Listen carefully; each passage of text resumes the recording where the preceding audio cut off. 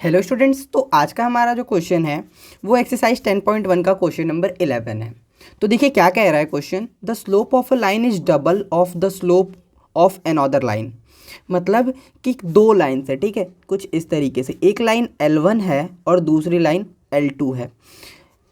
और बोला हुआ इस लाइन L1 का जो स्लोप है वो M1 है और जो दूसरी लाइन L2 है उसका स्लोप M2 है। अब क्वेश्चन में क्या कह रहा है, if the slope of a line is double of the slope of the another line. मतलब इस लाइन का जो स्लोप है वो इस लाइन का डबल है, ऐसा मान सकते हैं। तो यहाँ पे एक कंडीशन हमें गिवन है कि जो M1 है वो M2 का डबल है, ठीक है। M1 M2 का डबल है, यानी M1 को मान सकते हैं 2M2। तो इस तरीके से हमारा M1 जो होगा वो 2M2 के इक्वल हो जाएगा। अब बोला क्या है, if tangent of the angle between them is 1/3। अगर इनके बीच का टेंजेंट की वैल्यू, मतलब टेंजेंट होता है टेन थीटा, तो टेन थीटा की वैल्यू दिया हुआ है 1/3 इनके बीच में। तो हमें स्लोप फाइंड करना है इन लाइंस के बीच का। तो देखिए हमने एक फार्मूला पढ़ा हुआ है। फार्मूला क्या है कि अगर किसी दो लाइन के बीच का एंगल फाइंड करना होता है तो हम उसको कुछ इस तरीके से फॉर्मूले से लिखते हैं, tan theta is equal to mod of M2 minus M1 upon 1 plus M1 into M2। ये कुछ इस तरीके से हमारा फॉर्मूला होता है। तो इसी फॉर्मूले का हम यूज़ करके इस क्वेश्चन को सॉल्व करेंगे। तो देखिए हमारे क्वेश्चन में इस लाइन L1 का जो स्लोप है वो M1 है, L2 का स्लोप है M2। तो अगर हम ऐसा लिखना चाहें फॉर्मूले से तो हम लिख सकते हैं टेन थीटा, यानी कि एंगल इन दोनों लाइन के बीच का जो होगा उसको हम लिख सकते हैं M2 minus M1 upon 1 plus M1 into M2। अब क्योंकि हम यहाँ से M1 की वैल्यू M2 के इक्वल पुट कर सकते हैं, 2M2 के इक्वल, तो हम यहाँ से ये पुट कर देंगे और टेन थीटा की वैल्यू 1/3 दे रखा है। तो यहाँ पे ये टेन थीटा की वैल्यू 1/3 हो जाएगा और M2 जो है उसको हम ऐसे ही रहने देंगे और M1 की वैल्यू 2M2 रख देंगे। तो ये हो जाएगा M2 माइनस M1 की वैल्यू यहाँ से 2M2 अपॉन 1 प्लस M1 की वैल्यू 2M2, तो ये 2M2 इंटू M2 इस तरीके से हो जाएगा। अब इसको अगर हम सॉल्व करेंगे तो ये हो जाएगा 1/3 इज इक्वल टू M2 में से 2M2 अगर हम माइनस करें तो देखिए M2 में से 2M2 माइनस करेंगे तो यहाँ पे आएगा minus M2 upon 1 plus 2M2 square, कुछ इस तरीके से। अब इसके बाद अगर हम इसको देखें तो देखिए यहाँ पे दो केसेस बनेंगे। क्यों? क्योंकि हमें इसकी एग्जैक्टली वैल्यू पता नहीं है, तो हम न्यूमेरिकल्स में इसकी वैल्यू नहीं फाइंड कर पा रहे हैं। तो यहाँ पे दो केसेस आएंगे, एक पॉजिटिव एक नेगेटिव। तो इसको हम लिख सकते हैं कुछ इस तरीके से, plus minus M2 upon 1 plus 2M2 square. तो ये कुछ इस तरीके से हमारा इक्वेशन बनेगा। अब हम केसेस लेंगे, ठीक है। तो देखिए यहाँ पे सबसे पहला जो केस 1 होगा, केस 1 क्या कहेगा कि 1/3 इज इक्वल टू, एक बार पॉजिटिव ले लेंगे तो ये बन जाएगा minus M2 upon 1 plus 2M2 square. क्यों? क्योंकि पॉजिटिव और नेगेटिव का मल्टीप्लाई होगा तो नेगेटिव, ये इधर क्रॉस मल्टीप्लाई कर देंगे तो यहाँ से हमारा जो इक्वेशन बनेगा वो हो जाएगा 1 प्लस 2M2 स्क्वायर, क्योंकि ये यहाँ पे मल्टीप्लाई हो जाएगा और 3 से इधर मल्टीप्लाई हो जाएगा, तो is equal to minus 3M2। इसको अब हम इधर ट्रांसपोज कर देंगे तो ये हो जाएगा 1 plus 2M2 square plus 3M2 is equal to 0। अब यहाँ से हम ये क्वाड्रेटिक इक्वेशन फॉर्म हो गया और इसको हम सॉल्व कर लेंगे। क्वाड्रेटिक इक्वेशन जिस तरीके से हम सॉल्व करते हैं वैसे सॉल्व करके M2 की वैल्यू फाइंड कर लेंगे। तो इसको हम कुछ इस तरीके से अरेंज करके लिख सकते हैं 2M2 square plus 3M2 plus 1 is equal to 0। अब यहाँ से अगर हम लिखना चाहें तो देखिए 2 और 1 को कुछ इस तरीके से हमें देखिए 2 और 1 का मल्टीप्लाई करेंगे तो 2 आ जाएगा और 2 प्लस 1 को ऐड करेंगे तो 3 आ जाएगा। तो हमें ये बीच वाला जो 3 है M2 का जो कोफिशिएंट है वो मिल जा रहा है। तो हम इसको लिख सकते हैं 2M2 square plus 2M2 plus M2 plus 1 is equal to 0।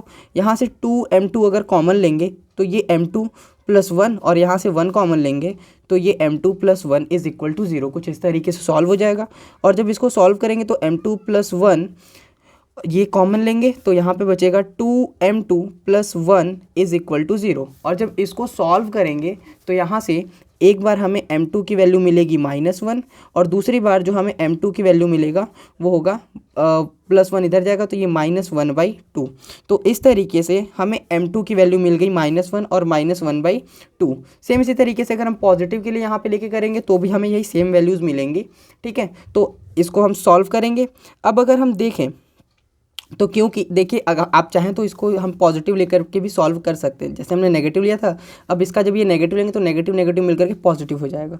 तो अगर हम यहाँ पे केस सेकंड देखें तो देखिए केस सेकंड में हम इसको लिख सकते हैं 1/3 is equal to m2 upon 1 + 2m2 square, ये इधर मल्टीप्लाई ये इधर मल्टीप्लाई, तो ये हो जाएगा 1 + 2m2 square is equal to 3m2। ये जब इधर आएगा तो इसको हम लिख सकते हैं 2m2 square minus 3m2 + 1 is equal to 0। क्यों? क्योंकि ये 3m2 इधर आएगा तो नेगेटिव हो जाएगा, बाकी सारे ऐसे पॉजिटिव ही रहेंगे।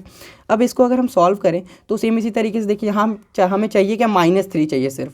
तो अगर हम -3 चाहिए तो अगर हम यहाँ पे -2 और -1 को ऐड करें तो -3 मिल जाएगा और इन दोनों को मल्टीप्लाई करने पर हमें 3 मिल जाएगा। तो इस तरीके से इन दोनों को मल्टीप्लाई करने पे हमें 2 मिल जाएगा, क्योंकि इन दोनों का मल्टीपल मिलना चाहिए। तो यहाँ से हम इसको लिख सकते हैं 2m2 square minus m2 + 1 is equal to 0। अब यहाँ से अगर हम देखें तो माइनस ये 2m2 कॉमन हो जाएगा, तो ये m2 - 1 और यहाँ से -1 कॉमन लेंगे तो m2 यहाँ पे m2 - 1 कॉमन आ जाएगा। अब यहाँ से अगर हम कॉमन लेंगे तो ये m2 - 1 और यहाँ से 2m2 - 1 इज इक्वल टू 0, ये कॉमन आ जाएगा। अगर हम यहाँ से m2 की वैल्यू फाइंड करें तो ये m2 की वैल्यू 1 और m2 की वैल्यू +1/2, ये दो केसेस हमें मिलेंगे। अब देखिए हमें अगर जब दोनों नेगेटिव मिल रहा है, दोनों पॉजिटिव मिल रहा है, तो देखिए इस टाइम पे होगा क्या, ठीक है।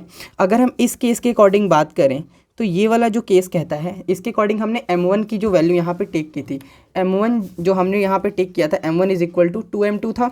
तो इसको जब हम टेक करेंगे तो देखिए हमें m1 इज इक्वल टू हमने 2m2 टेक किया था और हमें m2 की वैल्यू -1 एक बार मिला।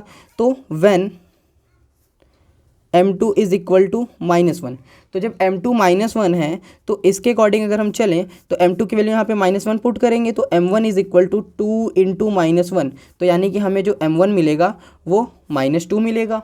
फिर इसी तरीके से when m2 is equal to -1/2, तो जब यहाँ पे इसको -1/2 लेंगे तो m1 is equal to 2 × m2 की वैल्यू -1/2 ये पुट करेंगे, तो ये हो जाएगा 2 से 2 कट करके -1, तो एक तो हमें ये मिल गया। फिर अब हम इसके लिए क्या करेंगे, when m2 is equal to 1, जब m2 की वैल्यू 1 है तो अब अगर हम इसको सॉल्व करेंगे तो यहाँ से लिखेंगे this implies that m1 is equal to 2 × 1, तो ये हो जाएगा 2, और when m2 is equal to +1/2, तो यहाँ से m1 जो हो जाएगा 2 × 1/2 यानी कि 1।